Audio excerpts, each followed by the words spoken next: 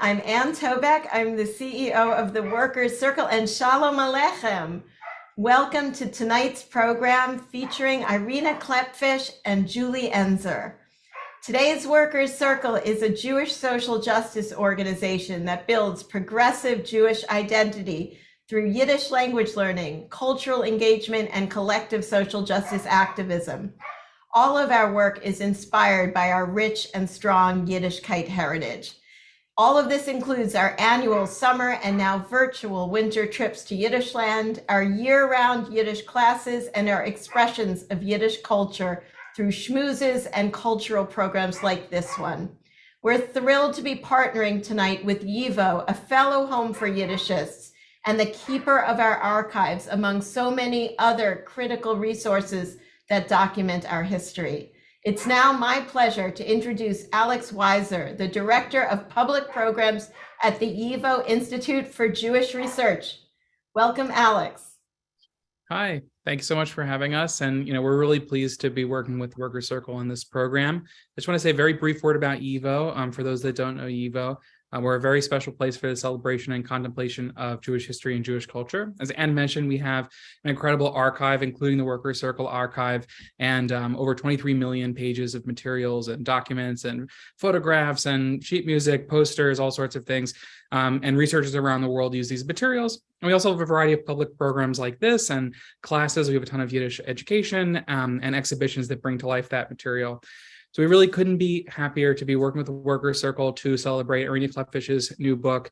Irena Klepfisz has been a presenter at many of our events. She's been a teacher for us, and she really embodies, I think, so much of the spirit of YIVO, the idea of probing and exploring Jewish history and thinking really critically about what it means to be Jewish and what we can do with that with our cultural output. So we're really thrilled to celebrate Irena's work, and thank you all so much for joining us. Thank you so much, Alex. All of the social justice work at the Workers' Circle is inspired by our Yiddish culture and activist traditions. Irena Klepfisz, with her incredible body of writing, her fierce activism, and her lifetime of challenging the status quo, is an ongoing inspiration to our progressive movement. We're all challenged by Irena's activism and work to follow her example and dedicate ourselves to living our values every day and committing to lifelong activists to build a better world for all, or a schönere und bessere Welt für alle. I'm excited to be here tonight to be hearing from Irena about her new collection of writings that continues to teach, inspire, and engage us all in our heritage and our Bundes Jerusha.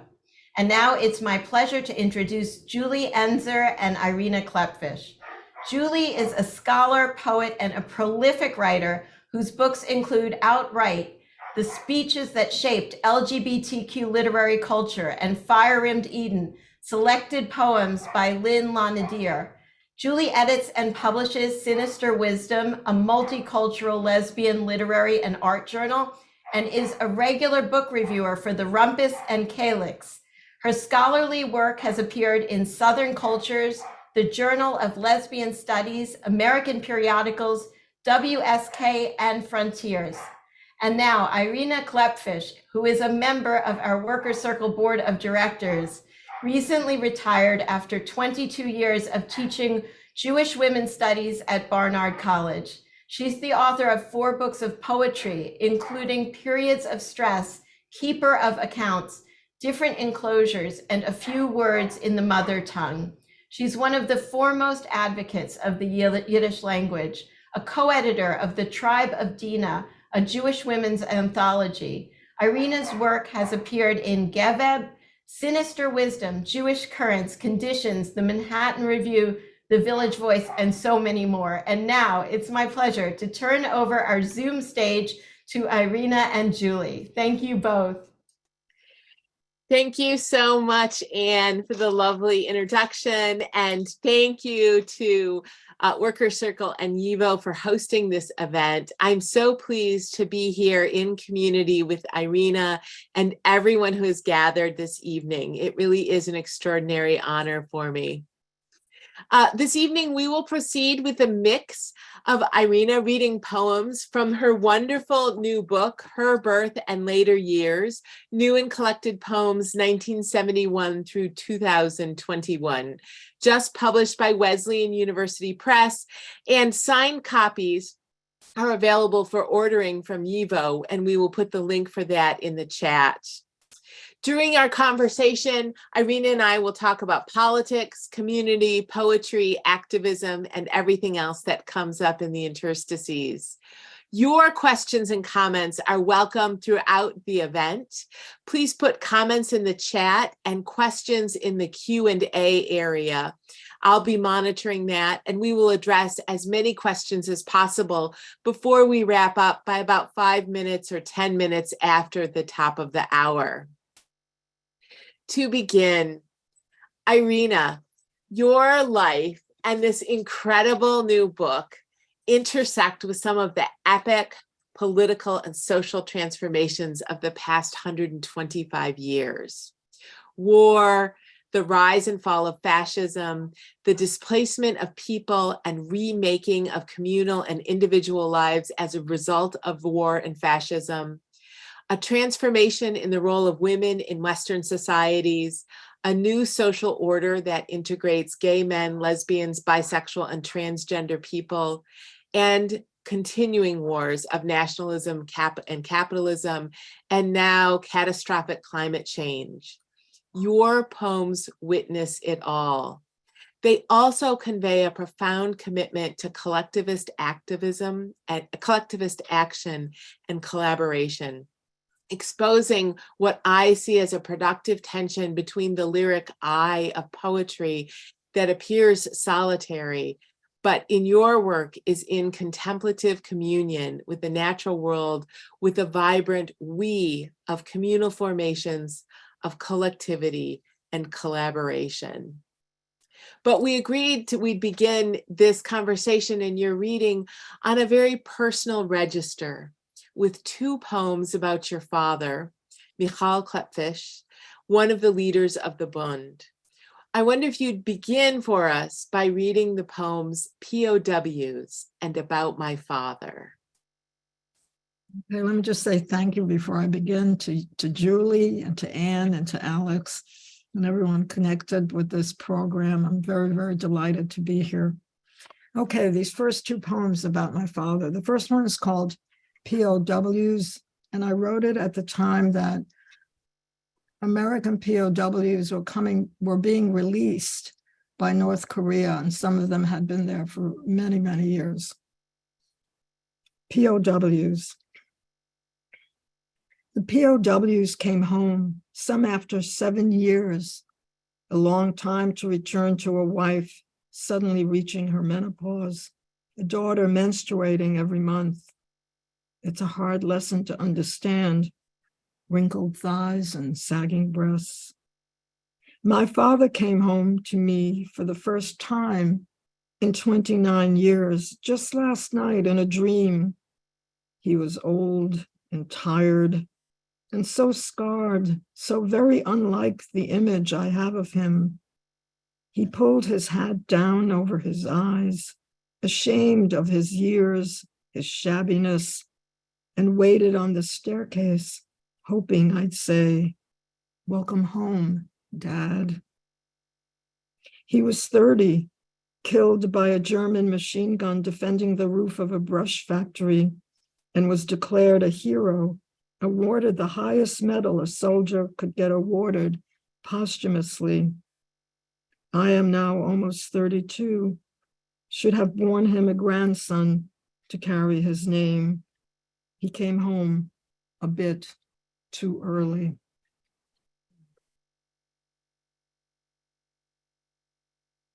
I wrote this poem. I didn't know my father at all. I saw him last when I was 1.5, and he was killed when I was 2. And my mother didn't like to talk very much about him.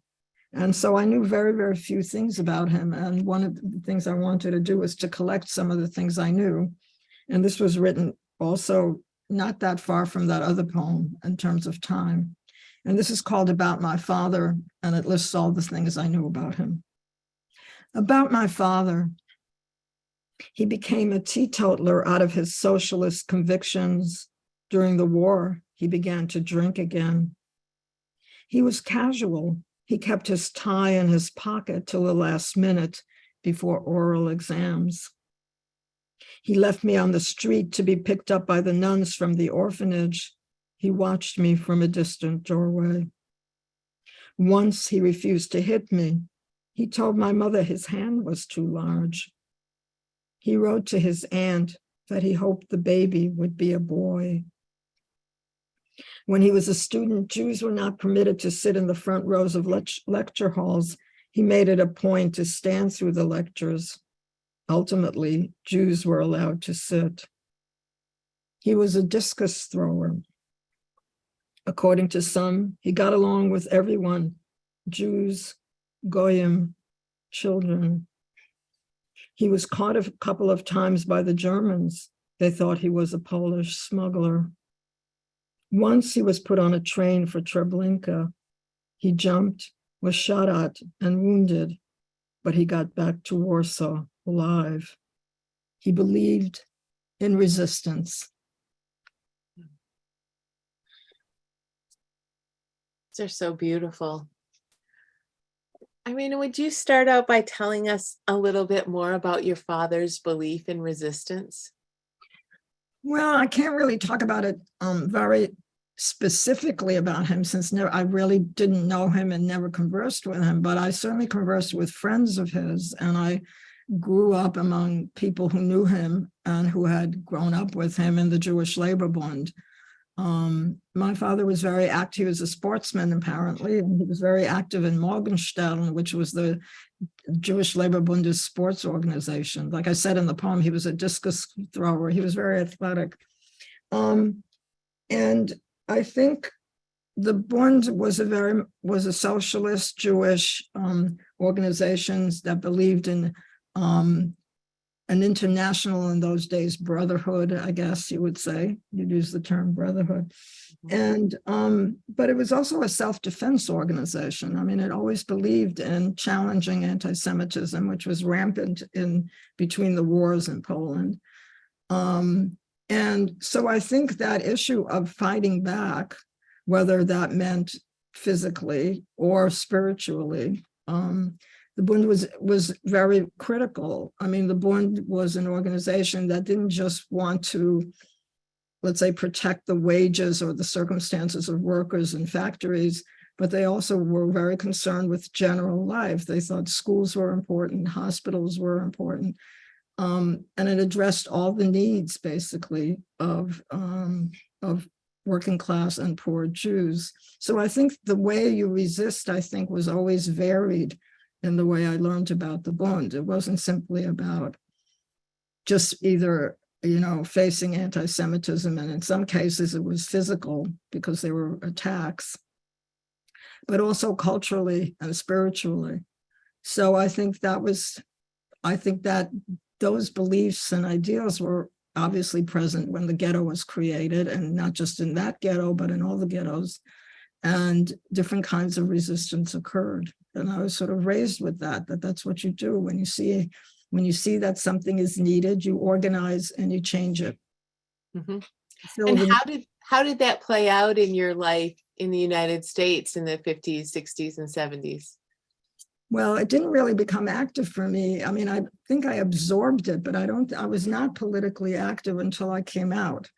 I always say that when I came out, I sort of entered the present. I was very focused on the past until I came out, and I encountered homophobia, and that I needed to address it immediately, not only in my personal life, but I realized it was there was something to be dealt with.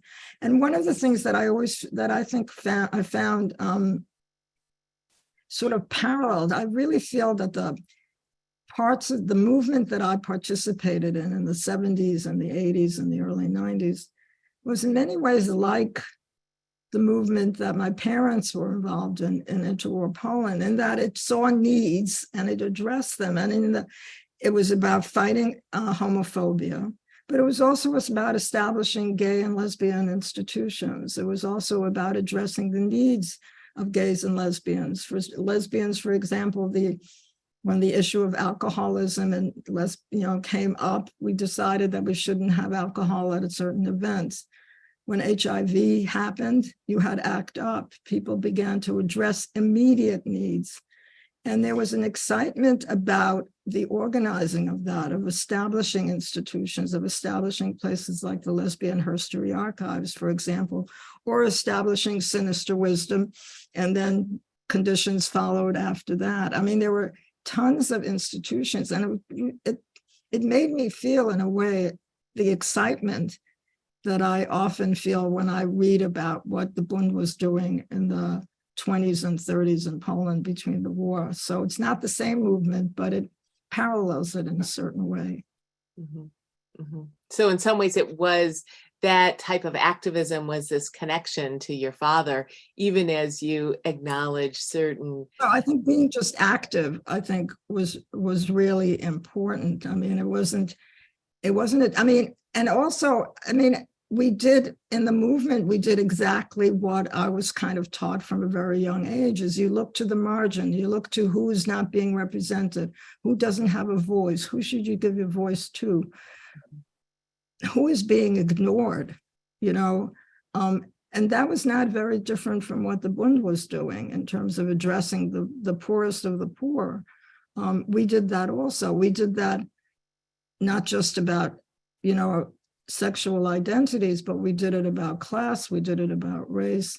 I mean, it was multifaceted. Mm-hmm. So I think what I carried into the movement was all of what I learned from the Bund, and I expanded it into areas that the Bund was not involved in. I mean, my parents certainly never heard the term homophobia. Mm-hmm. I think my mother was pretty horrified when I came out, and I assume my father would have been too. So, I mean, my aim was to expand, not to reject what I had learned, but to really expand on it. Wonderful. One of the things that's amazing about this new collection, right, is that it gathers this early work with some more recent work. And I want to turn now to the poem March 1939, Warsaw, Poland, which is a more recent poem about your father and new discoveries that you made about him. Would you read that poem for us, please? Yes, I will. I'll just have to find it. It's on page 202 in the collection. I had it marked, yeah.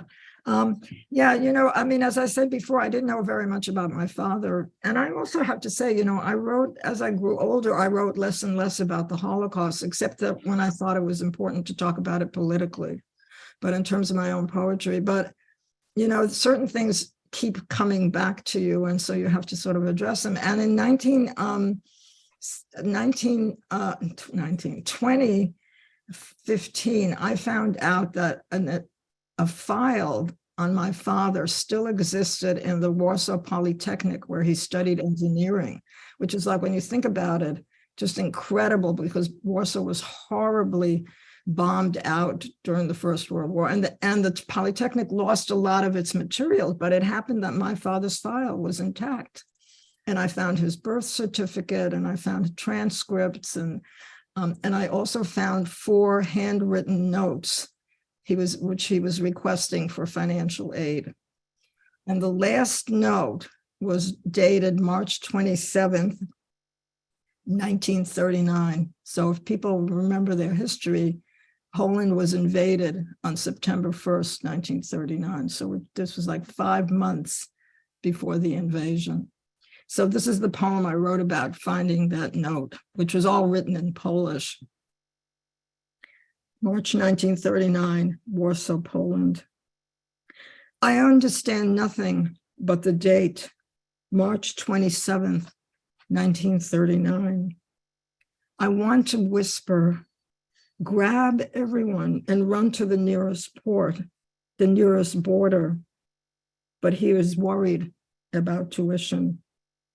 He understands oppression, hatred, slavery, torture, but extermination, genocide, gas, ovens, Jakob, Miriam, Gina, and Rikla, all his Bundes comrades, fellow students, athletes, and Friedrich, extermination.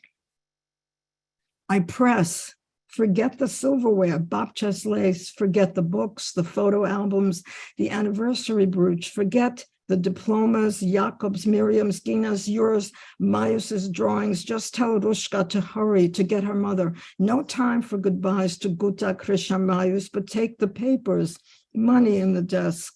Forget the protractor, rulers, pencils, notebooks. Take the knapsacks, pack scissors, clothes for layers, hats, scarves, a compass. Remember needle and thread, and also string, an extra pair of shoes.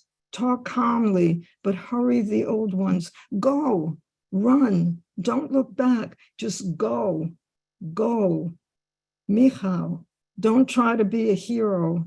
Be my father. It's March 1939. In just 5 months, the butcher will begin grinding meat.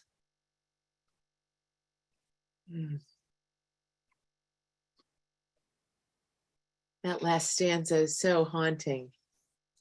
That was a very, I know it's the ending is hard. The ending is very hard. Yeah. Mm-hmm. It's a problem. So much is written about the Holocaust. It's hard to find almost words to write about it in any kind of meaningful way. That popped out. That last line popped out. Mm-hmm. Mm-hmm. Well, and also another reason why I wanted you to read this poem was the third line from the end. Don't try to be a hero, be my father. And I think that we see that a lot of children whose parents are activists, this sort of tension between recognizing that their parents had a role in different types of world transformations, but then also wanting to hold on to them just as a parent. So I thought that, and especially because this line you were writing when you were a more mature adult. I wonder if you could talk a little bit about that, about your experience of sort of holding on to your father, wanting him just for you, but also recognizing that he played this important role in this community formation. Well, I think, it's really a double bind, because in many ways, my father in the community that I grew up with was extremely present publicly. I mean, at commemorations, his photograph was on, this large photograph was on the stage and so on. And in my life, he was he was this public, very present. And in my life, he was very absent. I mean, it was the absence that was sort of the main thing. And I don't know when, there was a certain point when I really started really thinking about it, because my father voluntarily went back to the ghetto 2 days before the uprising. 2 days before his uprising was his birthday and my birthday, April 17th. The uprising happened on April 19th. And he went out in and out of the ghetto fairly easily, and met my mother, who was on the Aryan side. And then turned around and went back to the ghetto, knowing that the uprising was starting on the 19th, and knowing that the chances of his survival was probably, as much as anyone believes that they're going to die. So it's a very difficult thing to absorb. I think probably even harder for my mother than it was for me, that he went back. So it is the public and the private, and there's a lot of tension. And when I was like in my, I would say my late teens and early 20s, and even beginning in my 30s and later, the people, whenever I was introduced, I was usually introduced as Irena Klepfish's daughter. And nobody knew my first name. And that was kind of difficult. And it was a particular, I'd reached a point where, of course, I grew up and it didn't bother me so much. I mean, I sort of understood it. But when I was younger, I really resented it. I wanted people to know that my name was Irena. And so it was something I had to really deal with and sort of grow out of and into a sort of bigger maturity, if I can put it that way. But I was, it was funny when Melanie and I went to Israel in the 80s to do interviews for the tribe of Dinah. One of the people we interviewed was Alice Shalvey. And she, after we finished it, she said, oh, Klepfisz, she said, I know that name. And I said, oh yeah, you know about my father, Michal Klepfisz. She said, I never heard of him. And so I was really puzzled. And then she said, oh yeah, I read a poem of yours. And it was like the first time that it's the first time that kind of encounter, not that everybody in the women's movement knew about my father, but it was just sort of funny about somebody saying, oh, I know the name. And it turned out it was me that they knew. Yeah. So, but that took, it was a difficult thing. It's always a difficult thing. I mean, I think public figures and their children, it's a trade-off. And you have to, at some point, you have to understand it. I mean, as an adult, you understand it. As a kid, you don't. Mm-hmm. So now we want to turn to a couple of poems about your mother. And the first question, which I'll ask after you read, you're going to read two sections from Glimpses of the Outside that give us a portrait of your mother, as well as some of your work in lesbian feminist circles. Would you read parts of Glimpses of the Outside? Yeah, I'll read you two sections. This whole series of poems, which have different parts to it, are about living in the country. My late partner, Judy, had a house in the country in upstate New York, about 4 hours out of New York City. And we spent a lot of time up there. And my mother came to visit, of course, a number of times. And I wrote this section of the poem about her visit, which had all kinds of interesting facets to it. So I'm going to read just two sections of it. And this whole section, there's 6 parts to it. I'll read the first and the last. It's called A Visit. It's my mother's visit. The woman who is coming to visit is my mother. Her life has been bracketed by historical events over which she has no control. During World War II, she developed a canniness for detecting Jews, did not care how many documents they had to prove who they were not. She knew, she could tell by a special look in their eyes, a gesture of the hand, a confidence too casual. This acquired ability, so finely tuned during the war years, remains alive, so that today, decades later, she cannot wander far from her Jewish neighborhood before she begins assessing who are the safe ones and who are not. And this is the last part of that section. My mother boards the train and sits behind the tinted glass. She mouths words and gestures, nothing I can understand. I raise my arms in frustration, motion her to try again. She does, but the barriers remain. She writes a note on a piece of paper, holds it against the glass. The European script is clear. It is empty here. It is cool. I smile and give her the okay sign. She will be comfortable on her trip back to the city. Still, I am all anxiety. Departures swell old, undefined fears in me.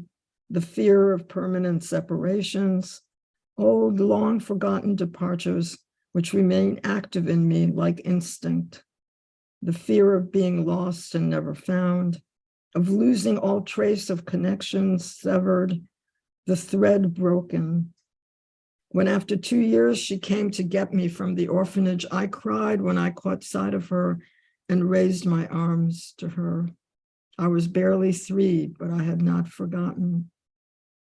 Of endless futile searches for relatives long vanished, or even worse, alive but not traceable. The train begins to move. My mother sits behind the tinted glass and waves. Her face becomes an angle and then disappears. Her words were, "Find a place where you are happy," but the sounds of those words had the morning of separation.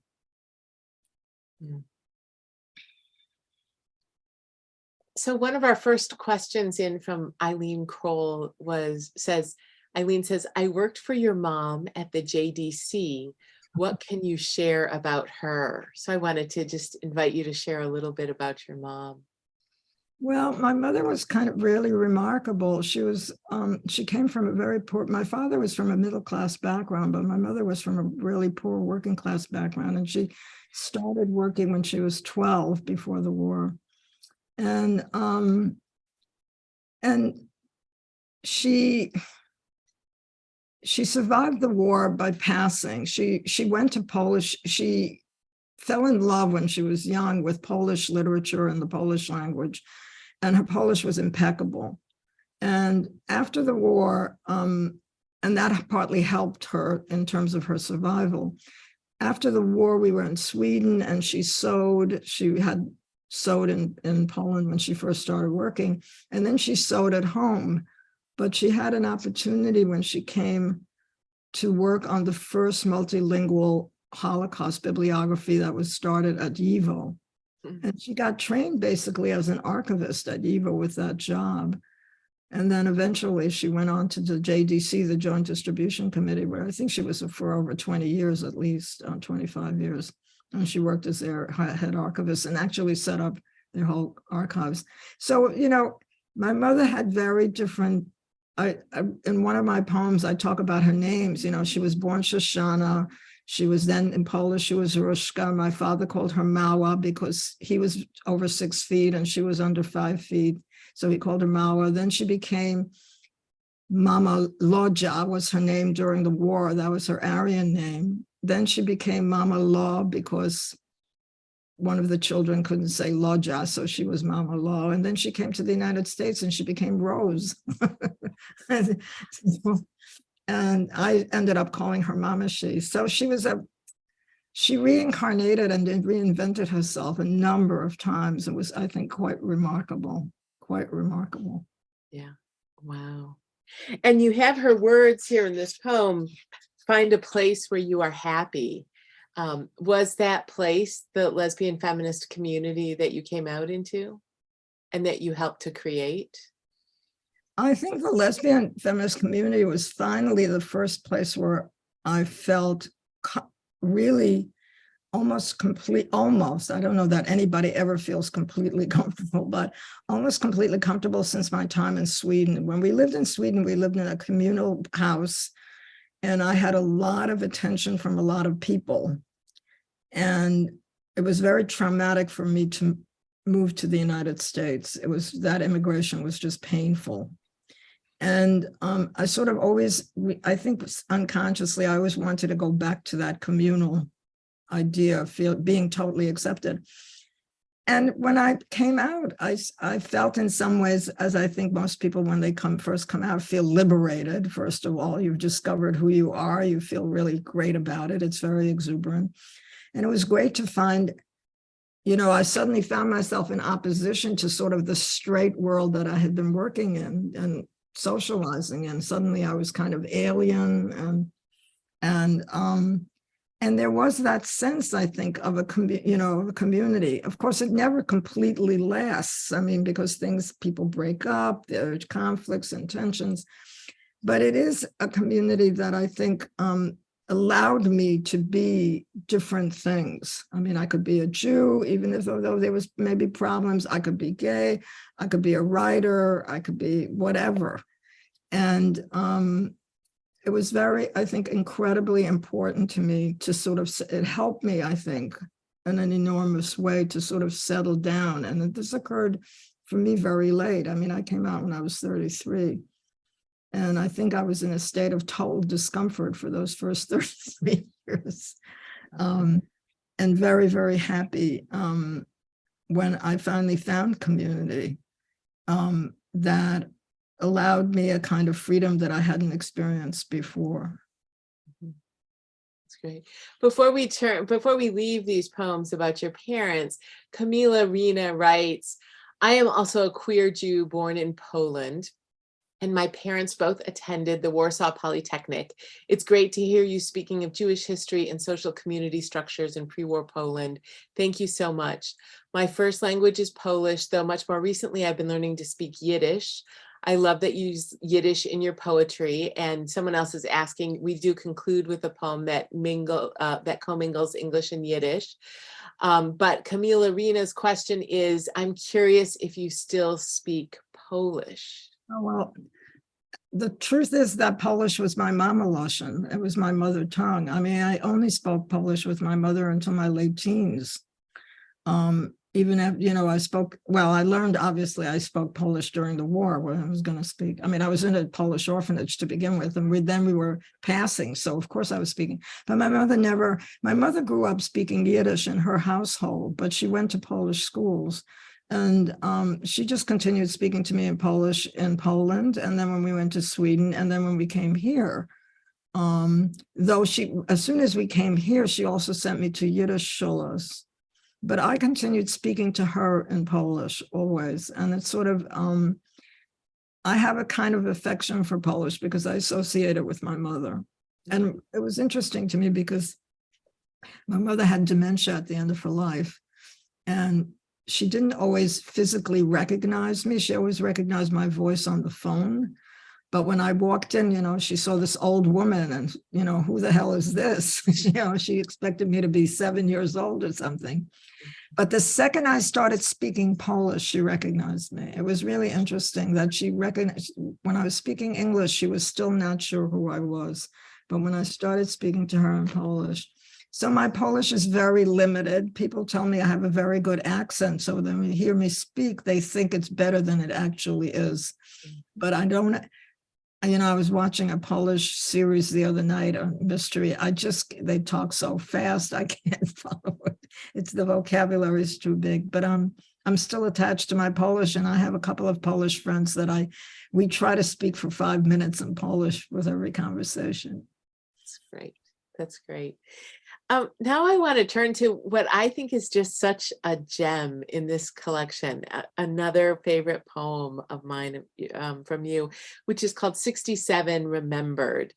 It's a poem where I think you really deploy a lyric we as a way to express the communal commitments that are a part of your life. So could you read 67 Remembered? 67 Remembered, I just want to preface it. I wrote it at the time that I wrote it, and I'll explain more later, was when the first Intifada started, which means that I wrote it sometime around 1988, because the Intifada started in the winter of 87. And so at the time that I wrote the poem, I was looking back almost, 20 years, more than 20 years, the poem then. So I think that's all I'll say about it. And it refers to Richard Speck, who was a mass murderer. He killed 7 nurses in Chicago, and there was a big hunt for him for a number of days in Chicago. This is about 2 friends that are coming to visit me at the time that Richard Speck had murdered these nurses. They were 2 Israeli friends who had been in the IDF, and the 6-day war had just ended, 67 had just ended. So you would understand this if you were reading it, but when you read it out loud, you might not catch it all. So that's why I give this long preface. This is called 67 Remembered for Hannah.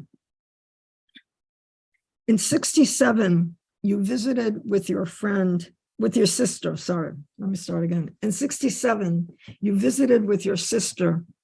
I was in Chicago. Richard Speck had just murdered 7 nurses.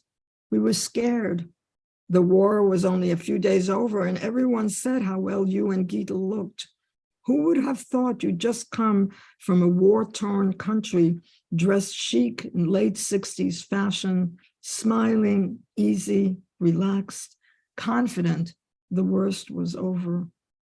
I still have the photographs. How different that war from that other in your life, Siberia, the Germans at your heels, your father chopping trees in the forest. You learned Russian in the street, spoke Yiddish at home, wrote Polish in the segregated schools. You were a linguist at 8, ready to master even more tongues for the sake of survival. But in 67, you'd already mastered it all. You were so relaxed, so easy. It was a joke, this war, despite the casualties. It was a joke how relaxed you were. And wasn't I too? Weren't we all? Didn't we all glow from it, our sense of power finally achieved? The quickness of the action, the biblical roots, and how we laughed over Egyptian shoes in the sand, how we laughed at another people's fear, as if fear was alien, as if we had known safety all our lives. In the West Bank, I don't remember it mentioned by any of us. We were in Chicago. It was hard to imagine. But 20 years later, I hear how they picked up what they could, placed it on their backs, how they marched through the hills, sparse, coarse grass, pink and yellow flowers, rough rocks defying cultivation, how they carried clumsy packs, clothing, utensils, images of a home they might never see again. A Sabra told me who watched their leaving as she sat safe in an army jeep. It looked no different than the newsreels at school of French Belgian roads. It was simple, she said. People were fleeing, and we egged them on. Time passes. Everything changes. We see things differently. In 67, you had not married yet, and we all wondered why, never worrying about marriage laws or rabbinic power. And now, more than 20 years later, you live in Jerusalem, ruling from your lacquered kitchen, and sit in that dream house, trapped. Enough food in your mouth, in your children's, and enough warm things for winter. Coats, shoes, woolen stockings, good for Siberia. And there's no way out, no one to call about a bad marriage. It's simple. A woman without bruises, your lawyer says. There's not much hope, and you accept it. I can't say I'm happy, but I've got a truce. Things fester, we compromise, we wake up, take new positions to suit new visions. Failed dreams. We change. Power does not so much corrupt as blur the edges, so we no longer feel the raw fear that pounds in the hearts of those trapped and helpless. In 67, in Chicago, we thought we'd be safe, locking the windows till Speck was caught. We did not know there was a danger in us as well, that we must remain vigilant and open, not to power, but to peace. Thank you. So beautiful.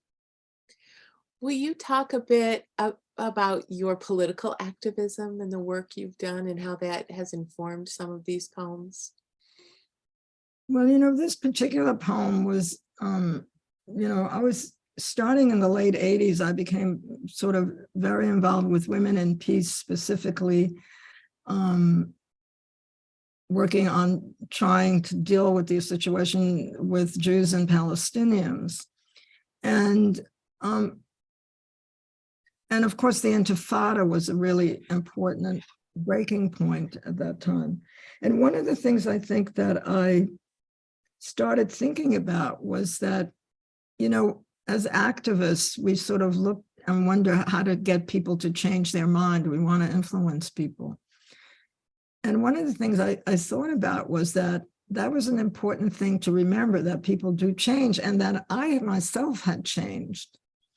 And so I really wanted to remember what it was like when the 67 and the occupation began. And it's really true. I mean, that if you think, when I think about it, in 67 was like 22 years after the Holocaust. And I was living I was raised among resistance fighters and survivors and so on. And the response of those older people who had lived through the war was this enormous exhilaration at the enormous success of this military campaign. And these were people who had experienced terrible helplessness, had watched their families get killed, their friends, their whole communities, and so on. They were almost beside themselves about this event. And I was caught up in that. I mean, I didn't think about it in a political, what are the political consequences of this? What does this really mean? I mean, there were people at the time who already understood that this was a fatal mistake. But some of us didn't. And I have to remember that. I think it's really important to remember mistakes and to acknowledge them, especially if you're trying to do political work and are sort of feeling snotty and frustrated with people that you're not moving the way as fast as you want them to move. Mm-hmm. And that's where the poem came from, basically, because I thought it was interesting to me to look back and to think how I thought about it originally. And then I had been able to move away from that position. I wasn't stuck in it. Now, I know some people remain with it. So, I mean, it was important for me to get involved in it. I felt I had to deal with it. It was a very difficult, I was actually more upset about how Jews responded to any kind of peace work. Certain Jews, I shouldn't say, because we created, Grace Paley, Claire Kinberg, and I created the committee to end, the Jewish Women's Committee to End the Occupation. And we would stand in front of Zabar's in New York City, which is this very famous kind of Jewish grocery store deli. And we would converse with people. We were in solidarity with women and Black. And I was always amazed at what Jews said to other Jews. Like, I wish you had died in Auschwitz, for example, was one of my most favorite responses. And it was interesting that it was very easy to dismiss people. And one of the things I really wanted to do when I was there, and since then always, is not to dismiss people completely, but to understand that people do change, and that's what the role of the activist is. We have to sort of sit through this and help this happen. And that if we didn't have, if people never changed, then we would never do anything. But we know that ahead of time, that some people do change and that we have to put in the work. So that's what I mean. I was active in that. I worked with New Jewish Agenda. First I worked only with women. Then I worked with New Jewish Agenda. I worked later with Brit Tzedek. And then I have to say, I felt some conflict around it because I really wanted to do Yiddish work. And I felt, which is what I've always feel, that Israel sucks the air out of everything we do. I mean, we always focus on it, and how to find the right balance is very, very difficult. And so eventually I just felt burnt out, and I thought there was a lot of other people doing this work, and I needed to do the work that I wanted to do, which was at Yiddish. And that started like in the mid-90s. Mm-hmm. Mm-hmm. And that work, of course, has been so transformative for lots of folks. We want to hear, I think we have time to hear 3 more poems before wrapping up. So I wonder if you could read a couple sections from Solitary Acts. Okay. This is a poem that addresses your aunt, Irena Klepfisz, who died in 1942 and was buried in a Christian grave. And I think you were thinking about reading 2 sections from this poem. Yes. Irena Klepfisz was my father's older sister. She was a nurse. And during the war, she also managed to go in and out of the ghetto. And one of the things that she did was she smuggled people out from the Umschlagplatz. The Umschlagplatz was where Jews were gathered by the train stations that were taking them to Treblinka.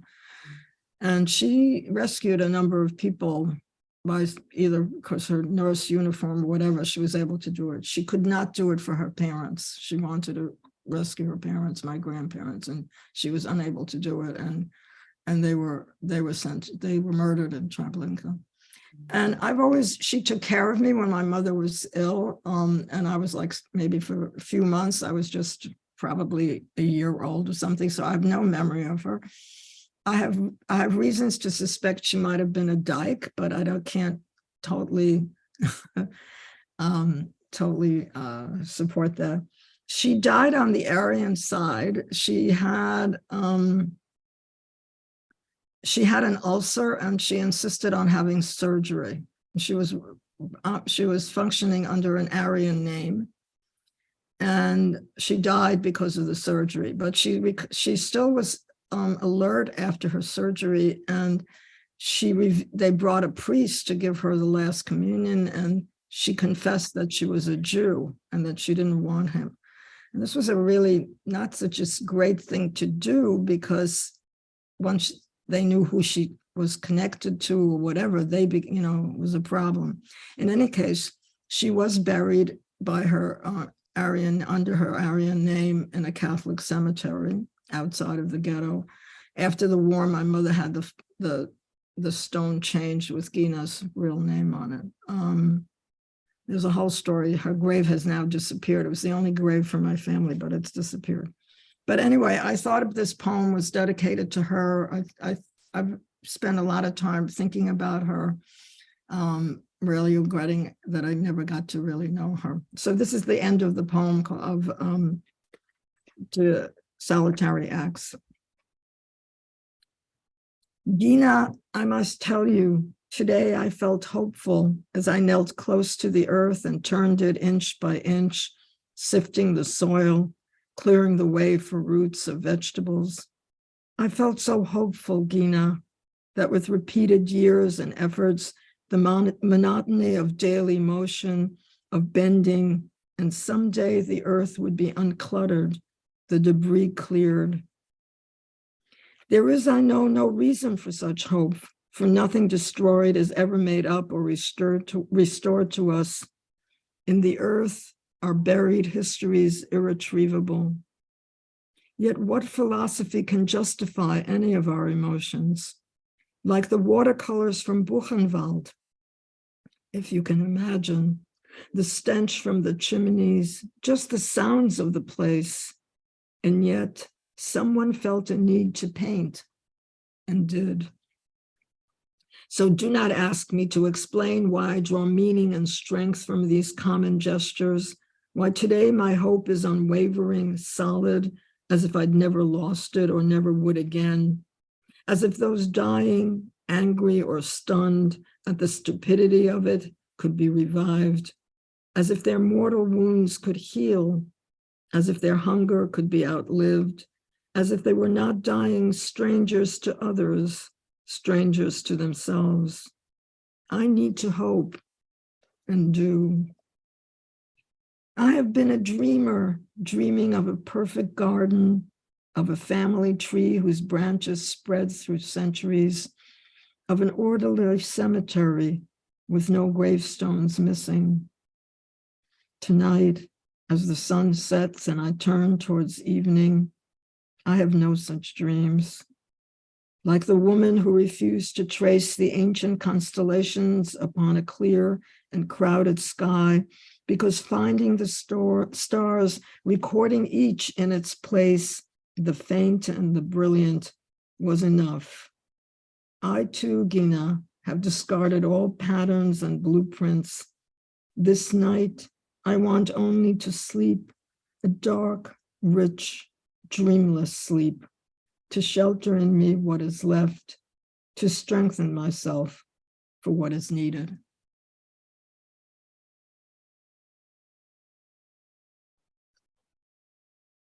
Thank you. So lovely. I'm going to get to two more questions from our audience before we have you read your final poem. Asher asks, what kind of tactics have you found most useful or meaningful in your activist work? What kind of tactics?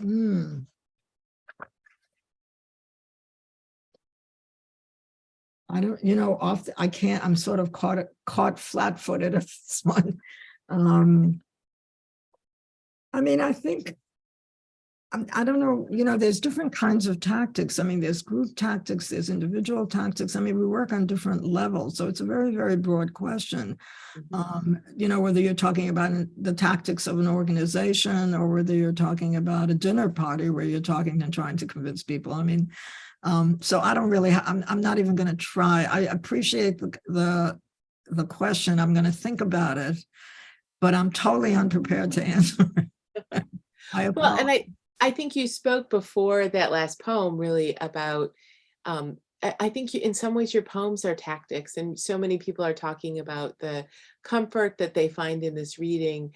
And you talked so movingly about how poems help us open to be more empathetic to the people around us. Yeah, I mean, when you write a poem, you don't expect to convert. First of all, you never know. You don't even know if it's anybody's ever going to see it to begin with. So even if it has, I mean, when I wrote 67 Remembered, I don't even know if it was ever published outside of the book. I don't, frankly, maybe it was.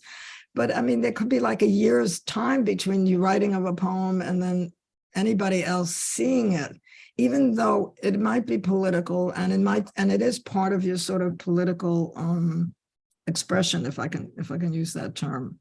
Right. Yeah. Liz asks, how do your other languages shape the English you use when you write? Well, that's sort of an interesting question because I've been trying to write English forever. I mean, English was my worst subject in high school. I mean, I was humiliated by being thrown out of honors English at the end of my junior year. And I was very unhappy because I had just started liking literature and they were going to read Shakespeare and all kinds of goodies. And I had to talk my way back in, but I was so bad that they kicked me out. I mean, I just couldn't put two sentences together. So my big struggle has really been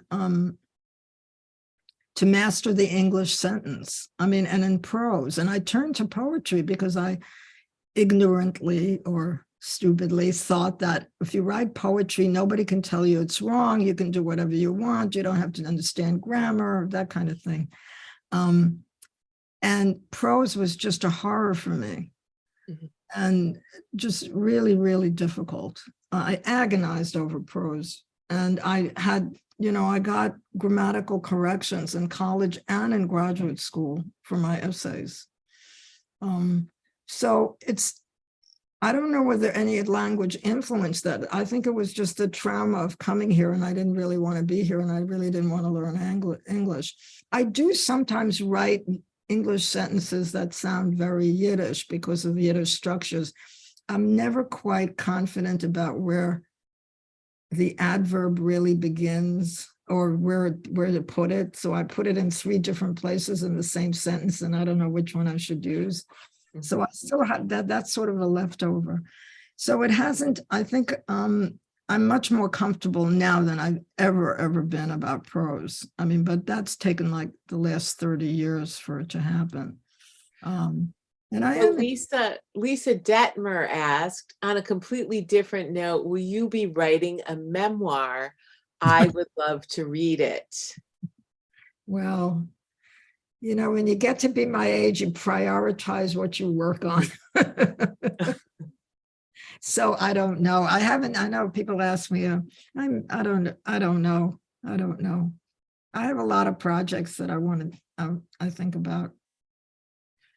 One of which, by the way, just in case anybody, is my late partner's paintings. And I hope that, people appreciate the cover because it's one of my favorite paintings of hers. It's a very large painting, 8 foot by 11, if you can imagine. It can't even go out the door. So that's also one of the projects, which has nothing to do with my own writing, but it has to do with her work that I'm trying to figure out how to get it out into the public. So if anybody has ideas, please let me know. And I put in the chat, but if folks didn't see it, if people want to be in touch with Irena, you can email sinisterwisdom@gmail.com and I will forward those messages along to Irena. We have many other questions of people with different connections to your family, wondering if there's a connection to your family. We don't have time to get to them all. because time has flown by. We're at the top of the hour. And we're at the point where we should start to be hearing our final poem of the night, but I do have a few announcements before Irena reads that final poem. I want to remind everyone that you will receive an email with a link to the recording, not only for this event from Worker Circle, but I think it's also going to have a recording from the event that you did with YIVO in December of last year. So That was both co-sponsored by both organizations. Co-sponsored by both organizations, and that was in person, and the video will be released with this. I do want to remind everyone that Irena's book, Her Birth and Later Years, is available from YIVO, and if you order it this evening, she will be signing it. So those copies will all be signed. And we both thank Worker Circle and YIVO and all of the great folks who have worked to make this event possible. And so, Irena, do you want to talk a little bit about the final poem that you're going to read? This is one of the last poems. It's not the last, but it's the most recent poem that I did bilingually, because I have to. It's kind of hard to decide when to write bilingually or not. And this was inspired partly by the horror that we saw around Trump's immigration policy, especially the separation of children from their parents and stuff. And I've always considered, I know people, I was born during the war, and that was sort of my first terrible trauma, whatever it was, but I have no memory of it. My real trauma that I remember was coming to the States as an immigrant, and what it meant to immigrate, and how painful it was. And the callousness of people, somehow the way some of it was being treated in the United States. So it's sort of inspired this poem, and I liked it. I began it partly with the title because I liked the way it sounded in Yiddish, Der Fremder in der Fremd. Fremde has the root fremd in it, so it has a ring to it. The stranger in the strange land, basically, would be, I suppose, a literal, very awkward translation. So this is called Der Fremde in der Fremd. Gedenkst, do you remember when you were a stranger among strangers? A Fremder on Papieren, a stranger without papers. Gedenkst die Frages, those endless questions. Wer seid ihr? Von wannen kommt ihr? Who are you? Where are you from? Why are you here and not there? Wer seine gewinn eure Schreinen? Who were your neighbors? Where was the school? What work did you do? What can you do here that you couldn't do there? Noch einmal. For the third, fourth, fifth time. Wer seid ihr? Von wannen kommt ihr? Who are you? Where are you from? Why are you here and not there? Wer ist der Mann? Wer ist die Frau? Who is this woman? Who is this man? Who is this man? Who is this woman? Und die Papieren and their papers, und das Kind and this child, did you find it here or bring it from there? Do you have a passport for him, for her, for ein Kind, that one with the dark hair? Noch einmal, for the 10th, 11th, 12th time. Wer seid ihr? Von wannen kommt ihr? Who are you? Where are you from? Why are you here and not there? Who do you know here? Who do you know there? Where will you sleep here? How did you sleep there? Und eure Halloimes, what did you dream of here? What did you dream of there? Where will you work here? What work did you do there? And why can't you just work there? Wo ist die Visa, die grüne Karte, der Passport, Visa, green card, passport, photo from here and from there? And why did you cut your hair? And das Kind, why did you bring this child here and not leave it there? Noch einmal, for the 18th, 19th, 20th time. Wer seid ihr? Von wannen kommt ihr? Für was seid ihr da und nicht geblieben dorten? Why are you here? And why didn't you just stay there?